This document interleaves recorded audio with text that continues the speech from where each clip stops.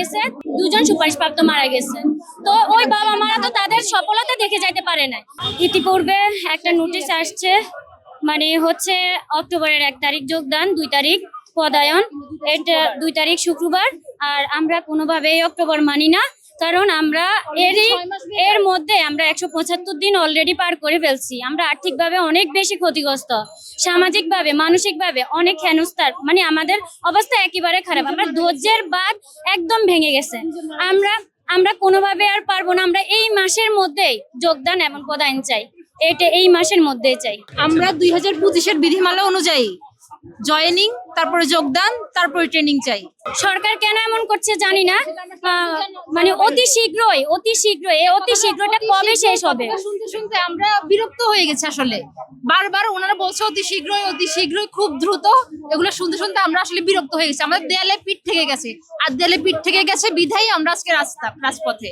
সরকারের কোনো কারণ দেখাচ্ছে, কখনো হচ্ছে বলতেছে এনএসআই শেষ হলে বলতেছে পুলিশ ভেরিফিকেশন, মানে একবার এক এক কারণ, সুনির্দিষ্ট কোনো কারণ মানে সরকার দেখাতে পারছে না আমাদেরকে।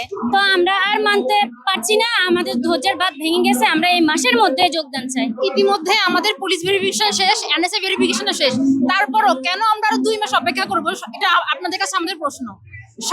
সব প্রসিডিউর শেষ হওয়ার পরও আমরা কেন 2 মাস অপেক্ষা করবো? আপনি একজন মানে সুপারিশপ্রাপ্ত হয়েও, মানে আপনি চাকরি পেয়েও আপনি বেকার থাকবেন, আপনার কাছে এটা কেমন লাগবে?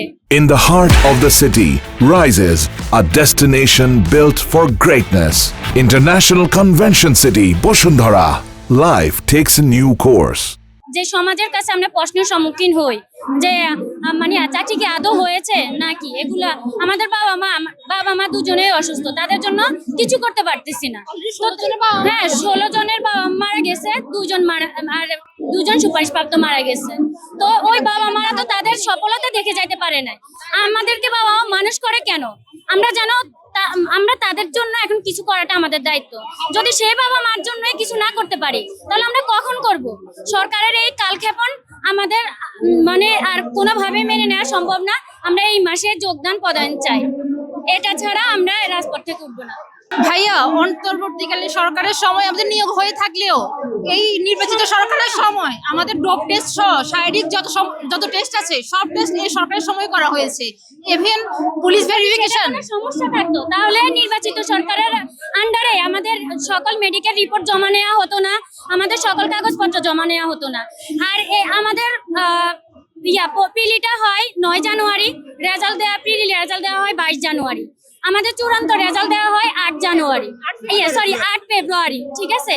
এরপরে কিন্তু নির্বাচিত সরকার আসার পরে আমাদের যাবতীয় কাগজপত্র, মেডিকেল রিপোর্ট, টেস্ট সবকিছু হয়, যার ভিত্তিতে আমাদের অনেক ভাই বোনেরা অন্যান্য জব থেকে রিজাইন দিয়ে দিছে।